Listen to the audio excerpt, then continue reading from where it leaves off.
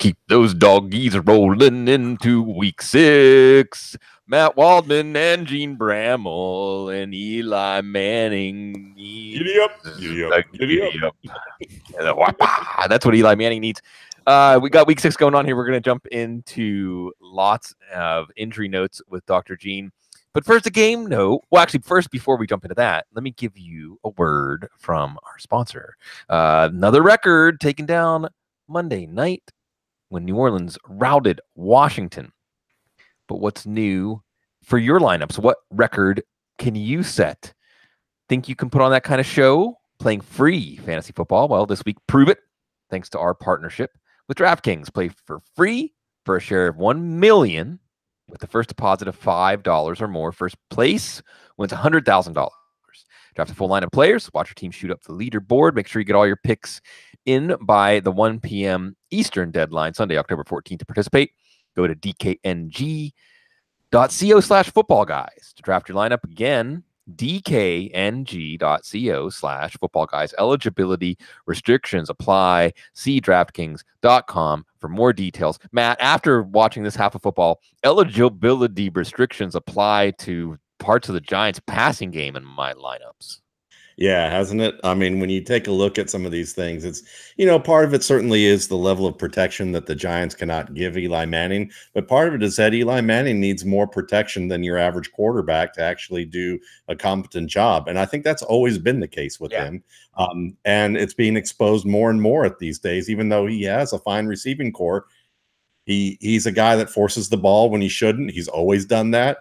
He gets kind of hung up on predetermined reads that he shouldn't, and he's another guy that you look at sometimes, and you look at the throws, and you're thinking, what went through your mind on this? Right.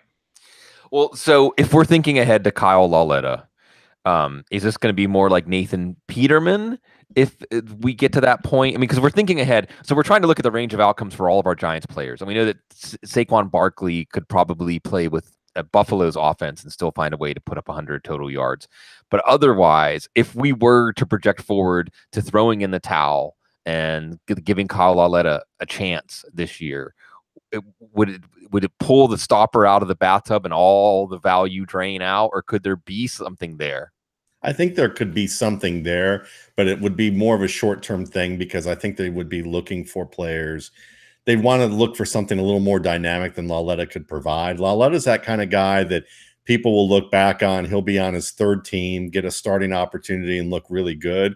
But everyone will always ask, well, why didn't he make it with the first two teams? Well, because the Giants thought Davis Webb was, a really good bargain opportunity, and he's the same type of player that Eli Manning is, which is when pressure hits, but on a worse level, he doesn't handle it well. I think Lauletta will handle it better. It's just he lacks experience. So the decisions where he will screw up will be a result of lack of experience rather than him actually just losing his composure and poise.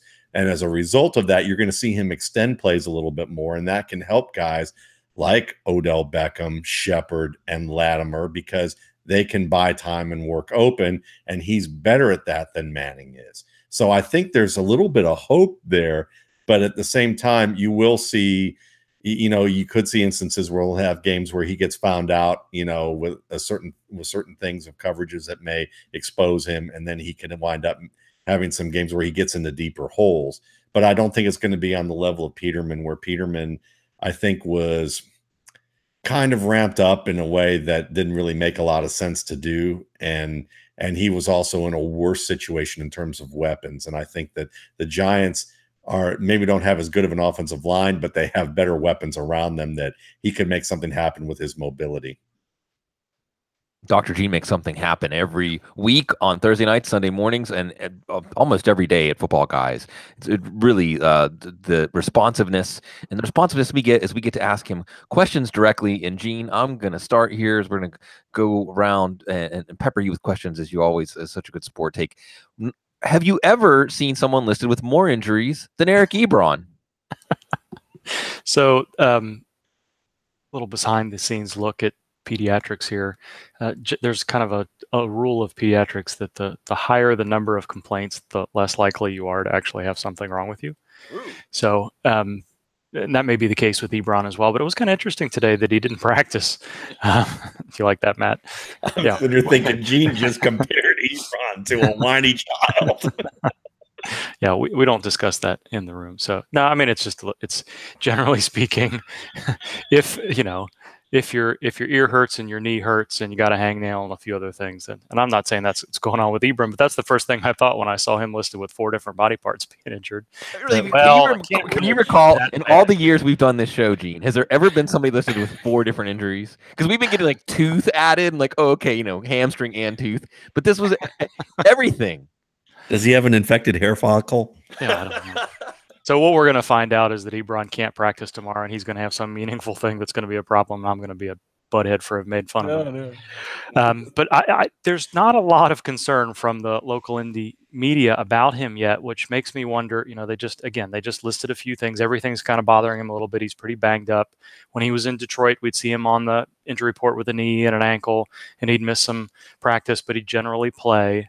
So I know you guys were talking a little bit about Eric Swope today, and he's there too. Jack Doyle's not going to play. So there may be a little bit of smoke here where there's some fire with these multiple injuries, but my sense is maybe a limited practice tomorrow, maybe be considered a game time decision. And it's really going to be kind of hour to hour through the weekend about where we think he is. But I listed him on the Thursday night update as being likely to play just because, there wasn't one particular injury. It really does look like just kind of a laundry list of nagging injuries.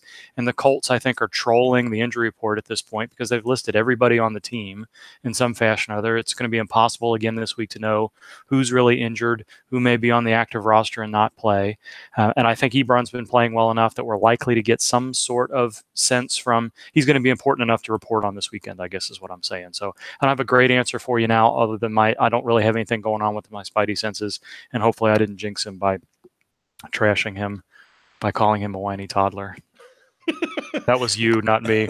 Yes, that was me putting words in your mouth. Absolutely.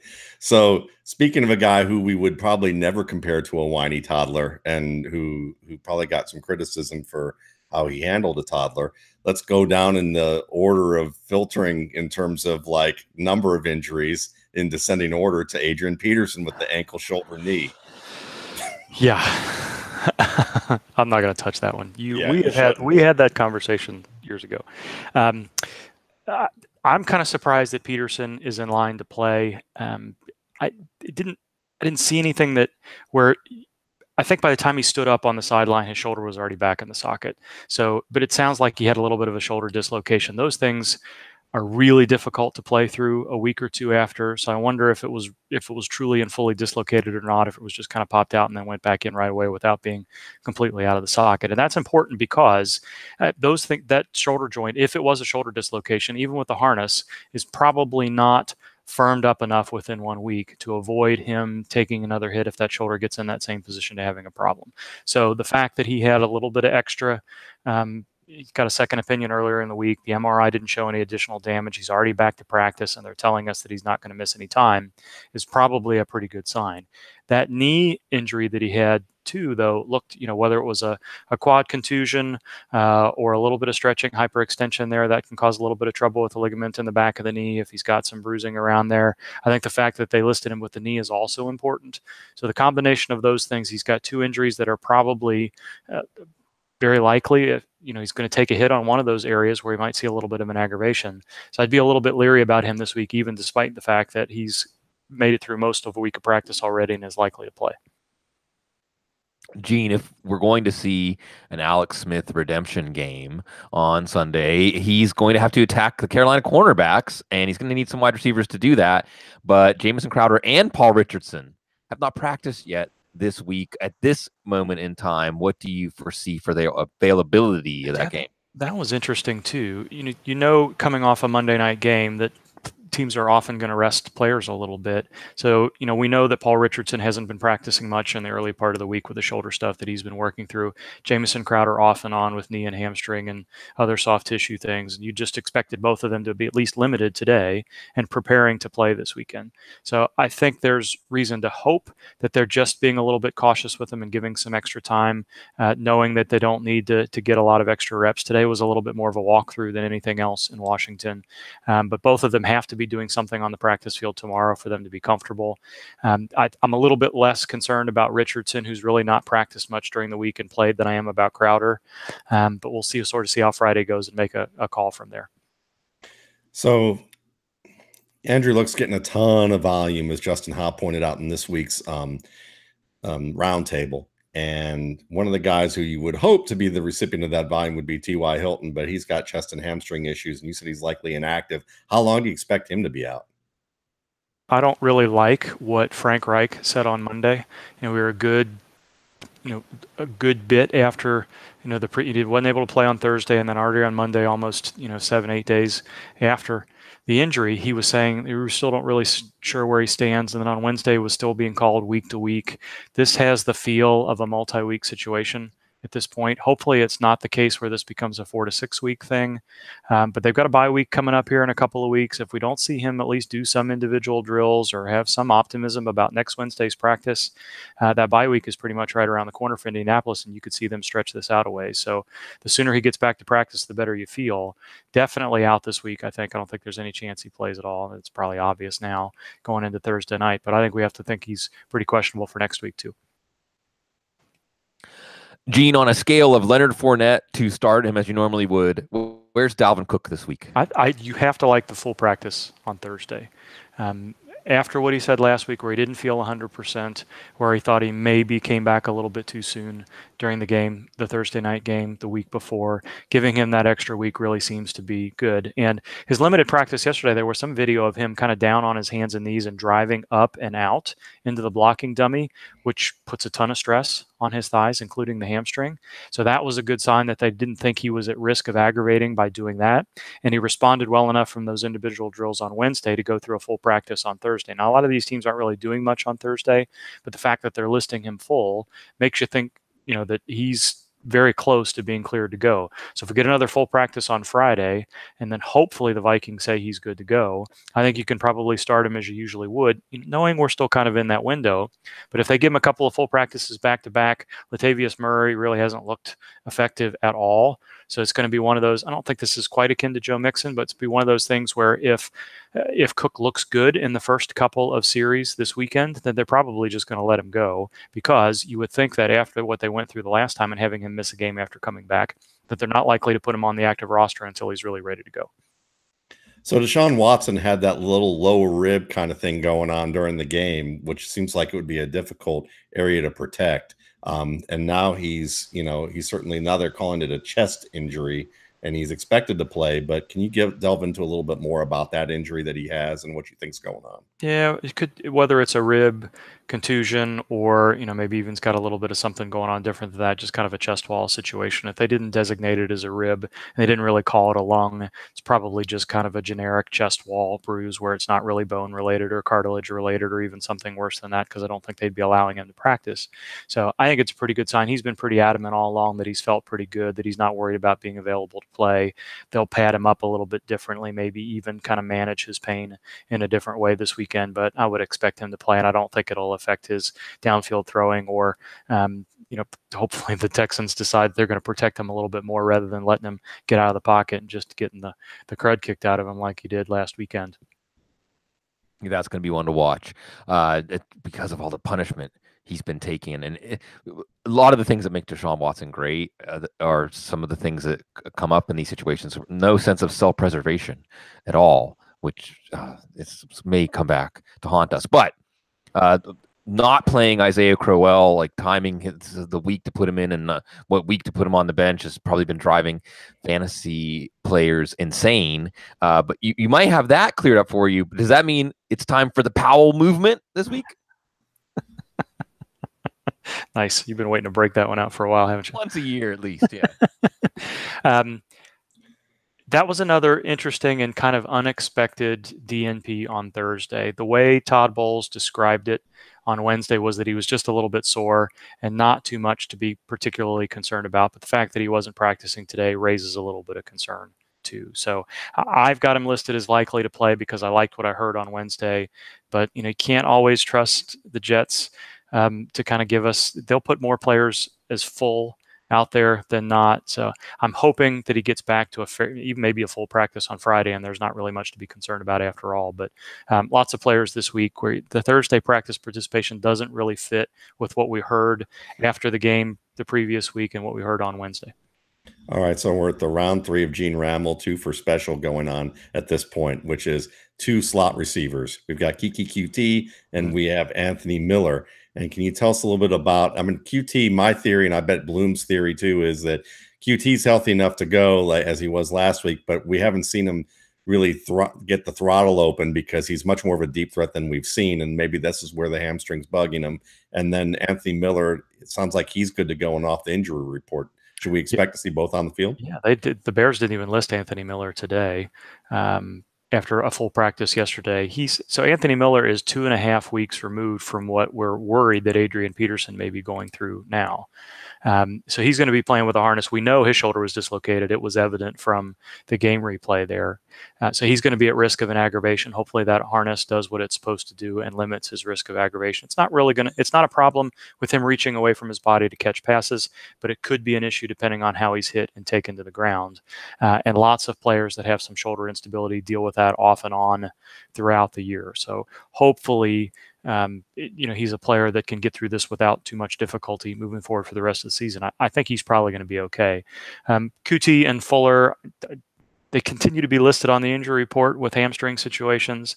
I thought they both looked okay last weekend. I was a little bit surprised that Kuti was said to have been kind of a legit game time decision because it didn't really feel that way from the week before. And then we saw, there didn't really seem to be any concern that he might end up inactive as we got closer and closer to the Sunday night game. So I think they are all okay. Kuti in his downfield, you got Fuller going downfield, you got Hopkins going downfield. Not that you can't run multiple vertical routes, but there's probably only so many deep targets to go around in Houston right now. And his work in the slot has been so good that hopefully that continues to be the case. Gene, I know you like you some Myles Garrett, and he might be facing, no matter which side he lines up on, a compromised offensive tackle. The Chargers traveling east on an early game, biorhythms, all that stuff. How much could Myles Garrett and Emmanuel Ogbah and Jannard Avery all affect the Chargers' offense ability to run smoothly? Yeah, neither Joe Barksdale or Russell Okung played last week, and it looked like Okung had a chance to come back, and then by the time we got to game time, maybe his limited practice during the week wasn't even a likelihood of him getting to play at all. So they've both been limited. Barksdale seems like he's getting closer, but it was a little bit surprising that both of them were put on the inactive list last week. And there's not anything out of Los Angeles from the beat writers that are pushing us in any direction at all. So I'm expecting that we're going to get limited and questionable on the injury report on Friday. Hopefully we'll get some indication, but neither one of those guys has really been reported on all that much lately. So I'm crossing my fingers we get a little bit of look. But yeah, you're right. The backups out there will not be a great situation for Phillip Rivers if Myles Garrett is left against a third string tackle. So obviously we want to know about George Kittle's knee, but I'm also curious whether he hurt it pushing, people 40 yards downfield or banging it off the helmets of guys after he pancaked them. He looked great in the blind game, courtesy of Brandon Thorne on Twitter. He's been highlighting that all week. But anything to report on that?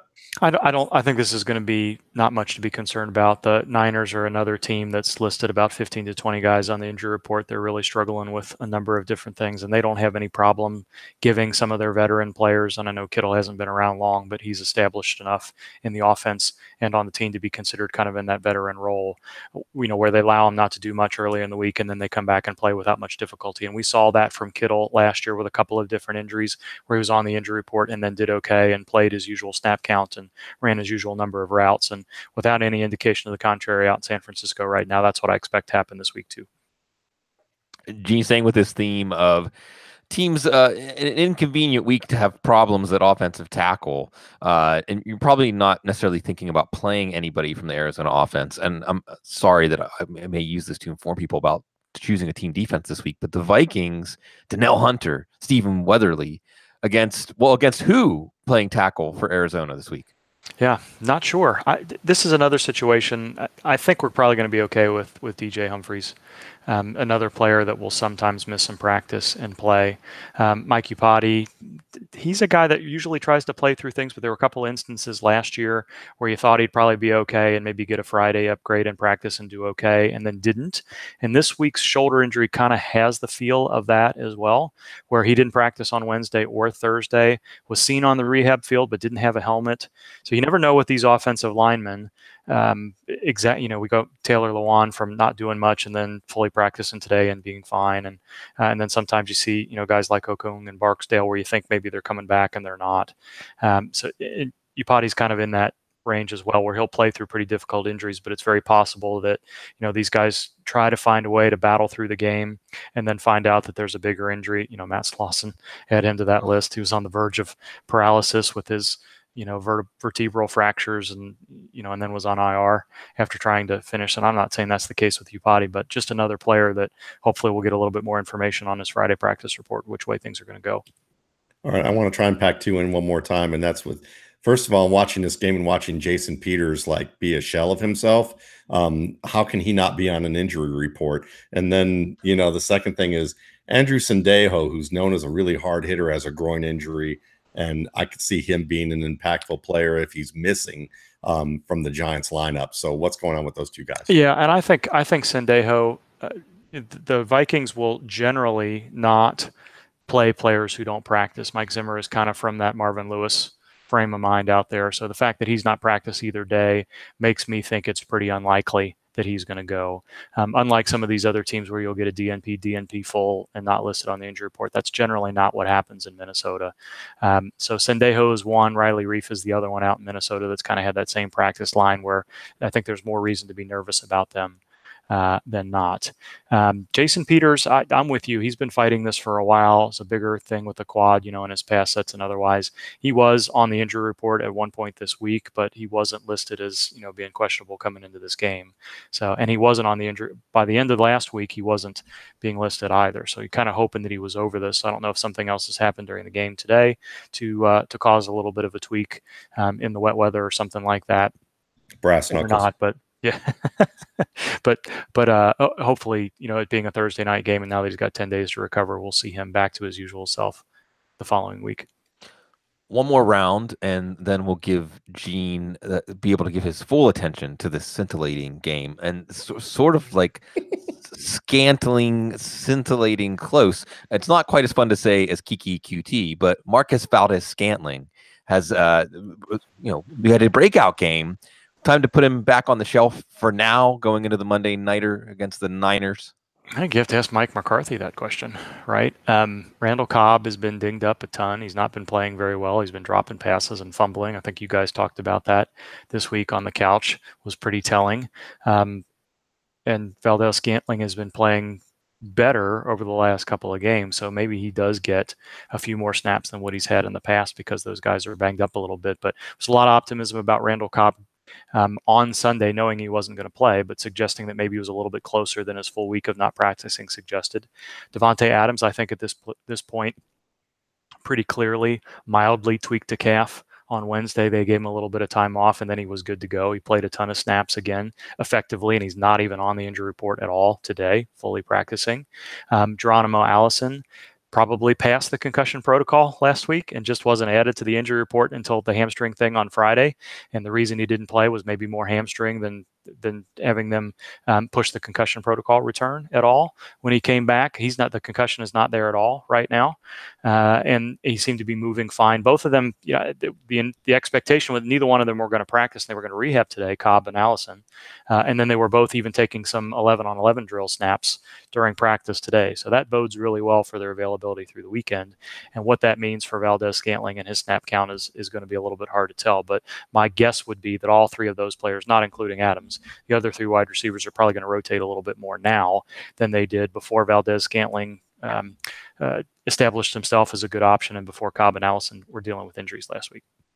Gene, I think there's a compelling argument that the best player in the NFL who is not on the field and hasn't been on the field for several weeks is Eric Berry. What's his story? I miss him. When's he going to get back on the field? Yeah, there's something going on. We won't get into the details of it necessarily, but there's something going on in and around that heel that's limiting him from playing. And it seems like the Chiefs have some optimism, but they really don't want to put him in a situation where he's going to have any aggravation or put him at risk of having a longer term injury. So they've kind of they're upgrading him in their minds a little bit. He's kind of going from very likely inactive to at least doubtful. So he's kind of trending in the right direction. I don't know that we're going to see him this week, but I think the hope is that at some point here in October that he's able to play.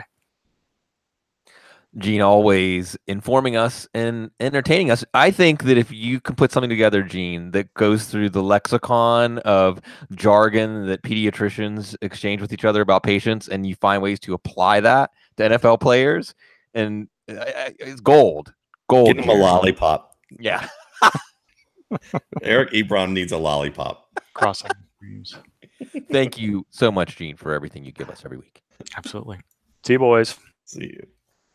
Oh, yes. And hopefully you can use some of that knowledge. Of course, you love constructing. You can't. I mean, come on. Yeah, right. And I like constructing lineups. I have to say, the one thing about DFS is it gives the kitten in my brain a little ball of yarn to play with. And if you like to do that, then you need to check out what we've got going on for free because of our partnership with DraftKings this week. You play for free for a share of $1 million if you deposit a first deposit of $5 or more. First place will win $100,000. You draft a full lineup of players, make them all fit just right, like a jigsaw puzzle. Make sure you get all those picks in by 1 p.m. Eastern on Sunday, October 14th. Again, we'll check in with you Sunday morning with the doc, me, and Matt Waldman going over the matchups. Go to dkng.co/footballguys to draft your lineup. Again, that's dkng.co/footballguys. Eligibility restrictions apply. See DraftKings.com for details. Matt, let's go back to this game we're watching tonight. Some details. And the biggest detail I'm wondering about, we went over the post-mortem, even though there's still some sort of pulse of the Giants offense right now. On the flip side of this, is some of this just James Bettker doesn't have the players to make his scheme work for the Giants? Or do we think maybe going forward, we start to look at this Eagles offense, we start to look at Wentz and his options? Because now we're seeing Nelson Aguilar sneak behind the defense for long plays like he was last year. Now we're seeing Alshon Jeffrey unstoppable in the red zone. Are we looking at this Eagles offense this now more like we looked at last year's when how many touchdowns did Wentz throw? Like 35 last year? I mean, he's going to throw a good way towards that tonight. Yeah, and I think that you have to give a lot of credit to Carson Wentz for how he plays. I mean, obviously, we've talked a lot about how the offense is really geared towards him and to maximize his strengths, but there are compelling strengths with his game. I mean, he hangs in the pocket with as well as anybody. He may not always do it in rhythm, but he'll create his own time and space to be able to find someone open. Like that first touchdown to Jeffrey, just threw another one to him here as we're speaking. But he's someone that's willing to hang in there and wait, and he's not going to lose his mind when pressure arrives like Eli Manning.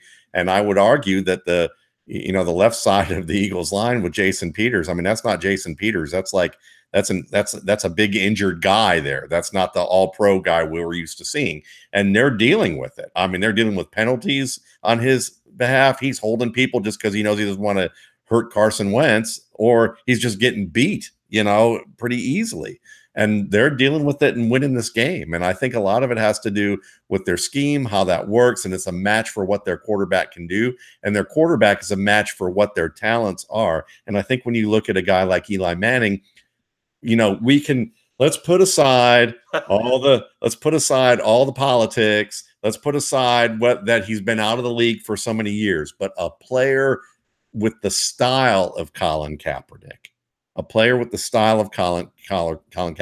could be a good match for this offense because they could do more read option stuff. They could utilize Saquon Barkley in more dangerous ways. They could utilize a quicker passing kind of element spreading the field and know that the guy in the pocket isn't going to lose his mind or rush things or predetermine things in a level because they're afraid about the rush. And I think, or concerned about it because they don't operate well unless they're standing in cement and delivering the ball. And I think that, a guy with Kaepernick's type of talents. That's why you see probably some of the New York media talking about Kaepernick as we saw advertised on TV here, in addition to the fact that it's a juicy story that gets people yelling at each other, So, I mean, we'll put all that aside, but just to unpeel all those layers and just talk about football, I can see why they're talking about that, at least from a football perspective, in addition to a salacious tabloid perspective.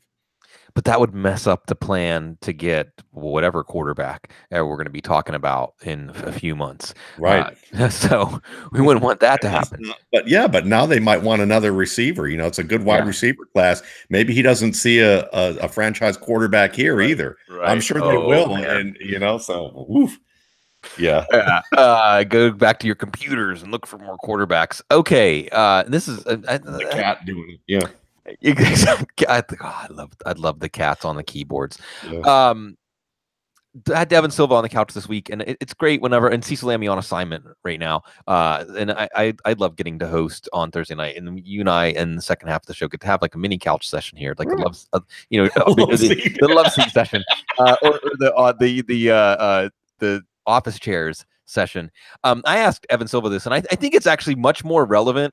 And we touched on it a little bit with Eric Ebron and Eric Swope, then people are realizing that you're going to see Indianapolis throwing the ball, I would say 40 to 50 times a game from here on out. And they're not 40 or 50 Joe Flacco targets. They're 40 or 50 Andrew Luck targets. And Andrew Luck, for all intents and purposes, looks like Andrew Luck, and then we've seen a la Aaron Rodgers, whoever he's throwing to, he's going to find a way to turn that into production, to points, to yards, to first downs, receptions. What's our angle here while we're waiting for T.Y. Hilton to come back, or even after T.Y. Hilton comes back? Because there's a lot of mouths to feed, but Andrew Luck has a really big spoon. Yeah, it's a great question, and it's a tough one because really you're probably looking to the veteran tight end, Jack Doyle, if and when he comes back. Until then, I do like the swoop equation of this as well, because he is an experienced player in this offense who's got that athletic ability to be a mismatch. The problem is that a lot of the guys in this receiving core who are healthy either have the athletic ability to be a mismatch but don't have the route running skills and acumen and rapport, or they have that but they don't have the athletic ability to win against some of the better cornerbacks in the league, and they're going to have to face that. So I think that this is one of those situations where until I probably study the tape a little bit more on the Colts, it's going to be a harder to predict week-to-week situation, other than the fact that that this defense is going to give up a fair amount. It's going to put them in a deficit, and it means that Andrew Luck is going to have to play his hero routine like he's normally done for the length of his career, and he just doesn't have a reliable receiver who's a mismatch maker. So it means, how do they scheme it up, and whether it's successful, being able to create something on a set play piece or on an improvised situation. Yeah, and just really quickly, because I need reassurance. I always need reassurance. Back me up, or say no. There might be something there with Swope on the. What did he run? 11 routes last week. The ball skills, the size, athleticism, and functional athleticism combination, and also, Matt, if we're looking at tenure with the Colts, I mean, guys that are going to be taking the field with Andrew Luck on side, he's got tenure with the Colts. Tight end's a really low bar for fantasy relevance. Could there be something there? Yeah, I think there can be. And first we could ask, well, why has he been on the bench for so long if there can be something there with him? And I think to just kind of talk about that, there's a few things. One is maybe he's a slow learner. There are certain things that they feel like, in terms of installing certain game plans, that he needs a lot of practice to be really good at it. And they're not always confident that that's going to happen.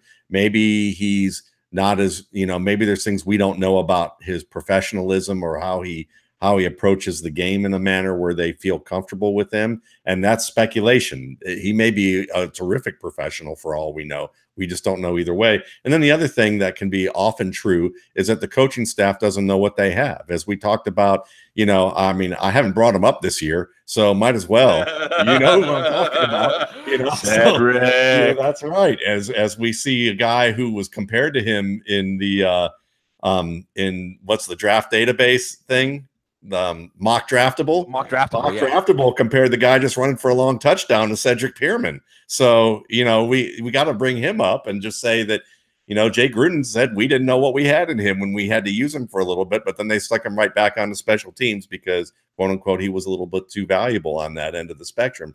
But you just have to understand that maybe there's that possibility there that they just got comfortable with him being a reserve and relying on that and not giving him enough reps to really shine. And they just were happy that he was converted enough from being a basketball player to being a decent football player. And that's where they're at. And they misspent their money going after Ebron and everybody else. And we'll see if that's the case. I doubt it. I think there's probably a little something more to that equation. But I think that they'll figure out what works for him best and try and use him to maximize those talents he has that are clearly high end and try and limit it to that spectrum so he doesn't hurt the team. And just to give a little more background on Swope, and we're giving way too much time on Swope, but at the same time, people loved us riffing about Cordero Patterson a few weeks back. So that's what you're going to get when you get on the love seat here. No, he was ready. They traded away Dwayne Allen in part to make room for Swope. And Chris Ballard, coming from the Kansas City organization, Kansas City had an affinity for the basketball tight ends also. And he had a knee that shelved him for basically a year. And then they go out and get Ebron, who's in a similar vein as that type of pure receiving tight end. And he bounced on and off the roster. But he also truly hadn't been on a football field before he tried out for the Colts. He wasn't like Antonio Gates, where he was a really good football player and then chose basketball and came back to football. So there is a learning curve there. But I'm excited about that. And just really briefly, this is one of those file it away because I'm just fascinated with the idea that there's a lot of value in the Colts passing game. Because I'm picking up Chester Rogers left and right in my leagues and thinking, why aren't people more interested here? Just by default, there's going to be 25 or 30 receptions a week in this offense. What about Reese Fountain? Because we couldn't turn back the clock. Fountain was drafted. This is kind of like this Valdez-Scantling, St. Brown, Jamon Moore deal, where Jamon Moore's third, even though he was drafted first. Well, Fountain was drafted before Kane, but Kane was clearly ahead of him before he went down. And folks, keep Deion Kane filed away in your dynasty leagues, believe me, because now we know that Andrew Luck's Andrew Luck. When we see Deion Kane be Deion Kane again, and I wasn't a Deion Kane believer until I started to see some things from him, but we're hearing some praise from the team, basically saying Dries Fountain on the practice squad is preparing as if he's on the 53, and they're noticing that they say he's gonna be ready for his opportunity when he gets it, based on what you saw in Northern Iowa. Do you think that this is a name that if we hear him get the call up, maybe he gets the call up to some of our rosters too? Yeah, I think that he does, because he is the guy that has the best chance of being an athletic mismatch. And I think that's why Chester Rogers isn't probably getting as much fantasy love, because as we know, most fantasy analysts and writers, there's a vast majority of them that lean towards they've got to jump high, run fast, and make some diving play for them to say, oh, he's good, as opposed to doing something technically savvy. So that's probably why Rodgers isn't getting as much love. And there's some rightfulness to that thinking, and the fact that if you can't beat mismatches consistently against a top corner, then what's the use, on a certain level. But there's a little bit of extremist thinking there on both ends of the spectrum. So Dries Fountain certainly is a very nice name to remember there, and I'm totally with you on Deion Kane. Yeah, it's kind of like chicks dig the long ball, but it's like the fantasy analysts dig the high jump. I don't know, something there. They dig the mock draftable spiders. Thanks, Marcus Armstrong, for your work on that stuff. That's right. So fantastic. Let's talk about a NFC South matchup. It's funny. There's a few games a week now when I'm getting things ready to do our preview on the Audible and doing projections and writing articles, and it feels like there's 2 or 3 games we can circle and say these are the games that are going to tilt fantasy matchups. And I think that Tampa Bay going to Atlanta is one of them. And we do have to do some divination here. We do have to do some projection when it comes to the Tampa Bay offense. And we know where the weaknesses are in the Atlanta defense, basically. I mean, and Grady Jarrett's probably going to be out again. I mean, it's just, it's a field day. But it's a field day for who? Because we haven't really seen the cover come off of the Todd Monken offense with Jameis Winston. And I know there's been some insistence by the team that, hey, Winston was running the offense really well too, and he's going to be able to bring it to life the same way that Ryan Fitzpatrick did. But I don't think it's going to map the same way. Hopefully he keeps the pie, well, maybe not quite as big, because 400-yard games after 400-yard games just doesn't happen, but a large passing pie. But how do you see these slices being distributed, at least this week, against Atlanta? Well, I mean, I think that first you look at Atlanta and realize that they're missing Jarrett, they're missing Deion Jones, they're missing Keanu Neal. They're a spineless defense. Yeah. I mean, that's basically the way that you would put it. And it's sad because on top of that, even when they had those guys, they're not very good at tackling in the open field. So, and usually in the middle of the field, they don't take very good angles. They try and hit you rather than wrap, and they don't get close enough and they dive. And there's just a lot of fundamental issues with their game that's missing. So when you look at it from that perspective, who gets into the middle of the field? Who are the guys that you would target? Well, Cameron Brate certainly is going to be a guy that Jameis Winston loves to throw to in the middle of the field. Then you've got, oh, I don't know, Deshaun Jackson playing in the slot and going deep against these cornerbacks who get crossed up because of the fact that you've DeMonte Casey's a second-year guy, and you have some confusion sometimes with how they run things with, 3 receiver sets. So he often gets left being the bag man in situations that aren't always great for him. So Jackson looks like a good option, and he was active with Winston, even with the second team when they ran second team all summer long, covering this training camp report for the Buccaneers. His name came up a lot in connection with Jameis Winston on deep balls. So did Chris Godwin. So you've got that. Really, the only guy who's missing in this equation is Howard, and Howard's kind of banged up with a knee brace right now. So that kind of hurts some of the pressure they can put in the middle of the field. But I think you're going to see deep balls from Jameis Winston. I think you're going to see the ability to access all 3 of the receivers that are the main guys and Cameron Brate and get some work out of Cameron Brate. And then you just wonder, okay, well, is Ronald Jones going to get a little bit more love this week? Or is it, I'm more of a believer that, yes, Ronald Jones is going to be a good player in this league. Yes, he's a more dynamic player than Peyton Barber, but no, he hasn't played well, hasn't caught the ball well, has fumbled the ball a lot, has made bad decisions as a runner. And Peyton Barber is just a more competent, conceptually sound football player right now, playing with a bad run blocking offensive line. So you may get your 50-yard run from Ronald Jones and go, see, I told you he's a good player. And you're going to be like, wrong answer, wrong process, right answer. Maybe right answer long-term, wrong process short-term. And it's not going to help you out as a fantasy owner if you start giving up competent players for Ronald Jones, in my opinion. I may be wrong about that. We'll talk about it in a few weeks, but I wouldn't be starting him right now. I'd be going for those receivers. Yeah, I think that counting on the Tampa running game right now to generate any value, and we even saw with Ryan Fitzpatrick doing what he was doing, there should have been more there. Or if you were using that to set up the running game, it's like using that door on the Titanic and telling Leonardo DiCaprio that he can't get on it, like Clayton Gray had on his Facebook, that I thought was really good, showing all the ways that he could have been on that door. Let's talk. I'm going to leave that one there. There you go. And I would say, who do we play from the Tampa wide receivers? But I mean, the Atlanta wide receivers, I'd say all 3. We can talk to Dr. Gene on Sunday morning. We'll see. Mohamed Sanu's had 2 limited practices, but it seems like Julio Jones against Tampa in Atlanta is just a recipe for goodness. Based on what you've seen, you're watching Atlanta every week for Football Guys doing recaps. Should people have any hesitation? DFS lineups, you're going to pay up for that one big ticket wide receiver. Is Julio Jones the big ticket item that's going to come through? I think that he's a good option to consider for sure. And he's probably one of the better options. But you also have to remember that Atlanta does, he's not a very touchdown friendly player. So he's a big yardage type of guy, and he will probably get his yards. But really what makes guys that plus matchup usually isn't whether or not they're going to get 170 to 200 yards. and there's too many options who can foil that for him now this year. So I'd say the answer is no compared to his price, because Calvin Ridley could easily be that big play guy now, and he's at a cheaper cost. And also, you still also have Mohamed Sanu in that mix who can work over the middle. And you got to remember that a lot of these Tampa Bay players, look what Chicago did to them. They had a third string safety. They had 3 defensive backs who were rookies who like are bangers and physical guys more than they are route coverage technicians with great speed.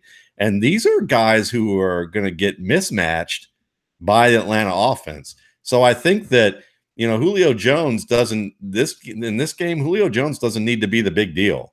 And I think that they're going to be concerned about Julio to the point that Calvin Ridley could be huge. Mohamed Sanu could have a nice game.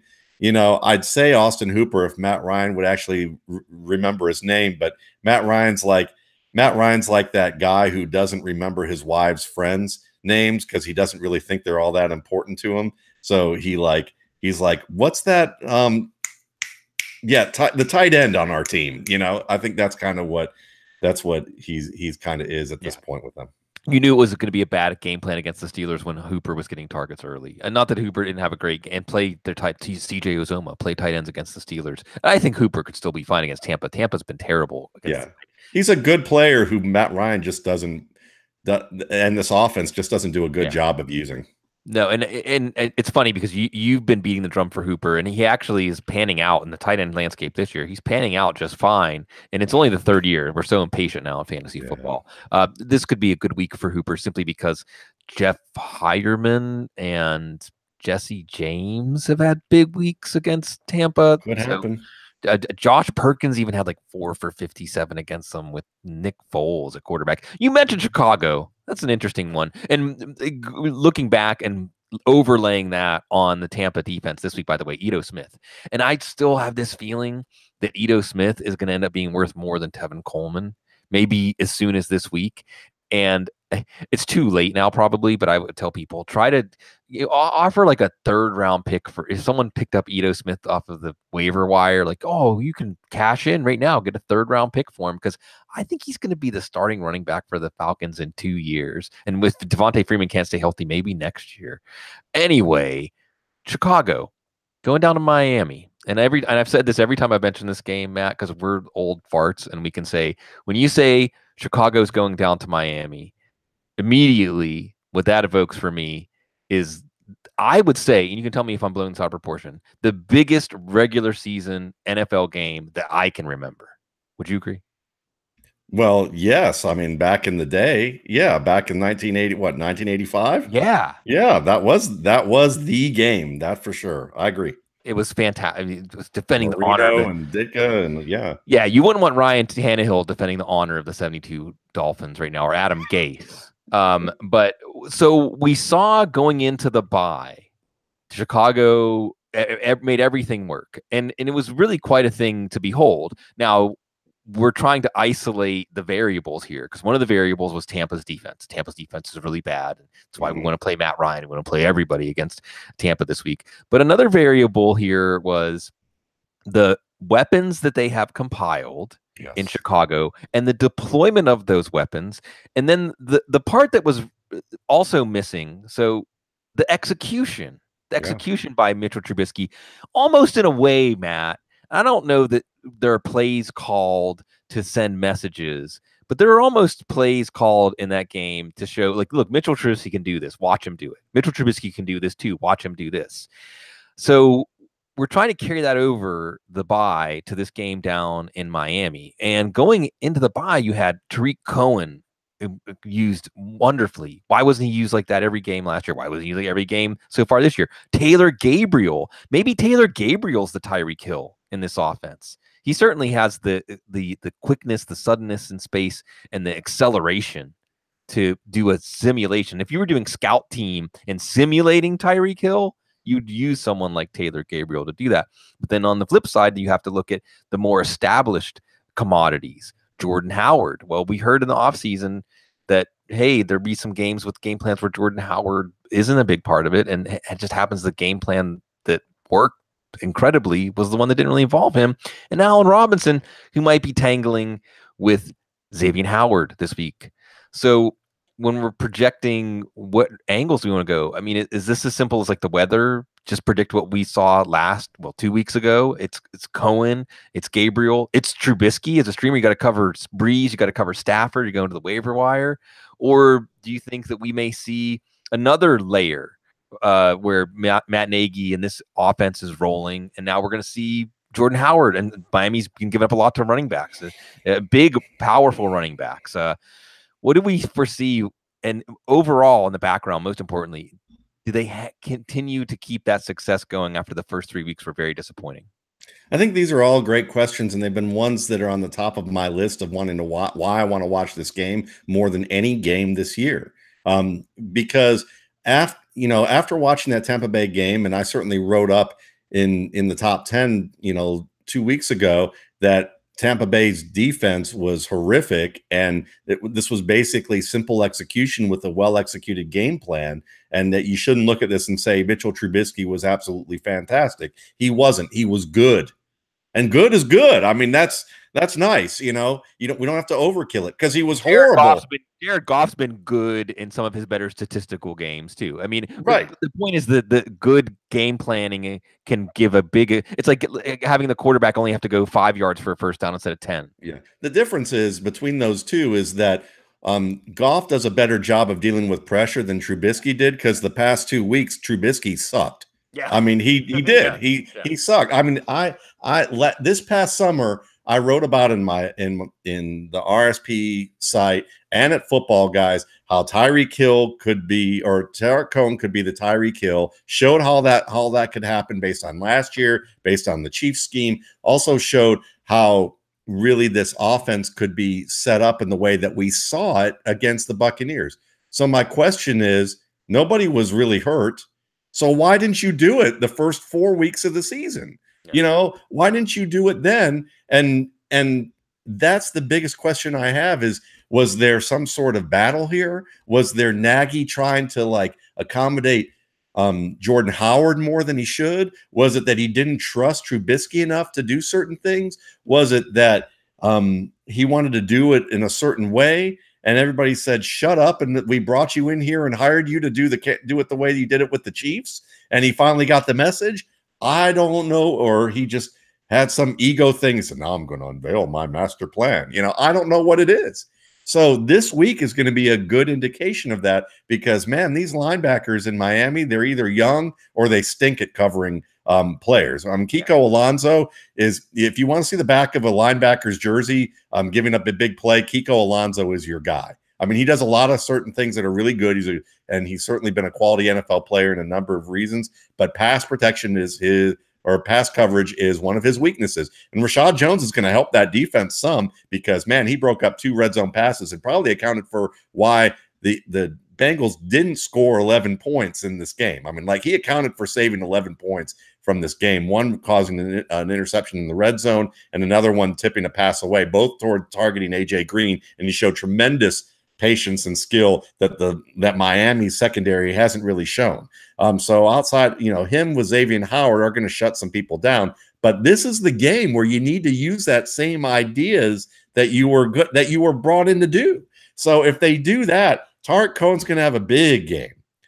Taylor Gabriel's going to have a huge game too, and you're going to see Burton run roughshod over all these linebackers. And probably get a lot of targets. And the way they schemed it, it made it look easy for Trubisky. Whereas with again with a guy like Goff, you get pressured. Goff's going to do some really cool things and be able to find that open man. Whereas with Trubisky, when that happens, you're like, let's hope that it's not inside either 20s because he's going to screw this up. So but the Dolphins don't have any defensive ends to speak of who are healthy. So I'm expecting big things this week from the guys I just mentioned, but I'm more watch and wait mode, because I'm just waiting to see if they're going to be stupid and put all of this back into the bottle, trying to put the toothpaste back into the tube.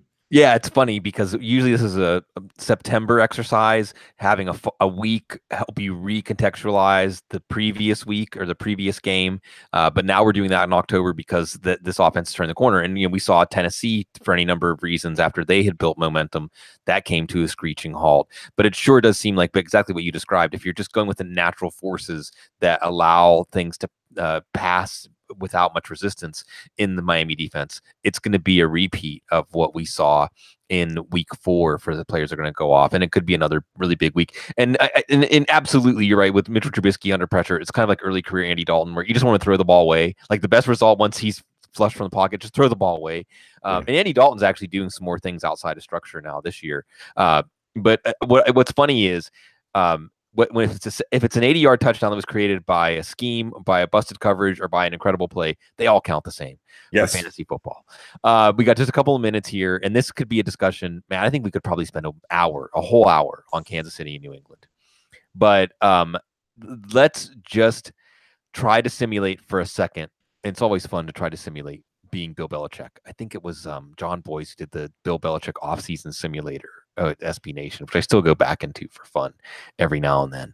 But Bill Belichick, we know, likes to try to take away one player to make things more difficult. And hearing him talk about the Kansas City offense this week, it sounds like he's already resigned to the idea that maybe even the way that he approaches slowing down opposing offenses is you can throw it out the window in this one. But trying to simulate Bill Belichick and what he's going to do to make life more difficult for Patrick Mahomes, because you've had a really good handle every week that you're talking about. These are the things we're going to watch for Patrick Mahomes to maybe get tripped up on. These are the things that are going to be difficult to stop. Forecasting that, how do you, is it Kelsey and you make him throw deep to Hill? Is it Hill? Is it a running game week? How do you think Kansas City what kind of obstacles will Belichick put up? He's going to try and take away Tyreek Hill, because I think that's probably, he wants to make Patrick Mahomes piece drives together and slow down this Chiefs offense so that they don't stack big play upon big play. So when you look at Patrick Mahomes' stats, you can see that he has ungodly quarterback rating and numbers in every area of the field except the shallow middle.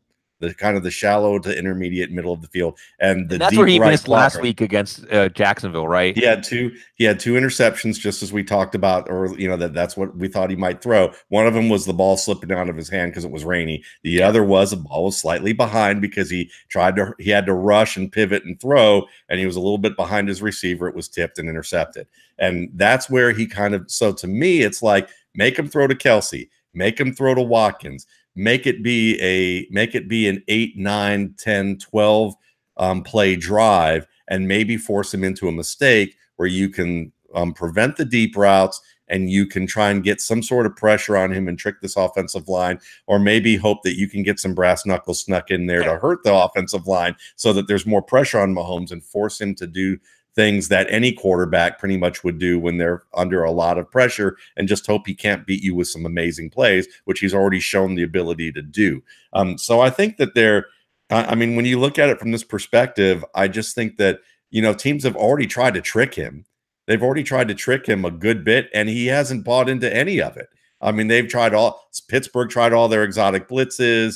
The Jaguars even blitzed, and they don't blitz normally at all. And he just quietly checked it down to a screen and got a huge gain with a nice touch pass. And then the Chiefs tried to do that to Bortles, and Bortles threw an interception, for a pick 6 to Chris Jones. So it's like you can see that, Mahomes is acting like a good veteran quarterback at this stage. So the best thing that you can do is say, we're going to make you drive it down the field, because the big plays, you're going to kill us for big plays if we don't. So we're not going to do anything tricky. We're going to take away your big deep options, and we're going to force you to play small ball all the way down the field.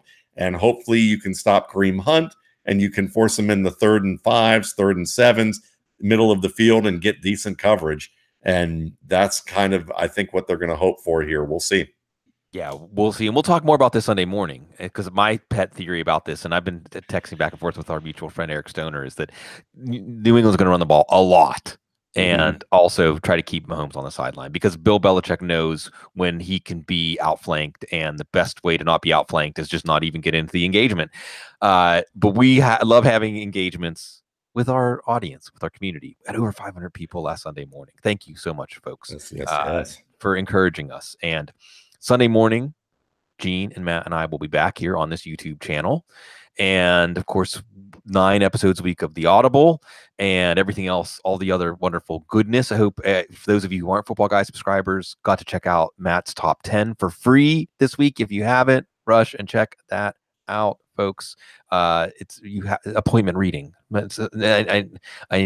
So many things. I think we're going to start doing this every week, where one of our features is going to be free. Trend spotting is going to be free coming up one of these weeks. Fine, yeah, great. There's so much good stuff, folks, and we want to bring you the best because you are the best. You're the best audience, the best community to get to serve in the fantasy football space or anywhere else. So thank you, folks, for giving us this opportunity every week as we go here into the fourth. Wow, this. It usually seems like we're further along in the game than this, but it's because they're just showing Saquon Barkley highlight reels to make Giants fans feel better as the Eagles are running away with this one. Folks, thank you so much. Enjoy your weekend, and we will see you Sunday morning. In the meantime, stay classy.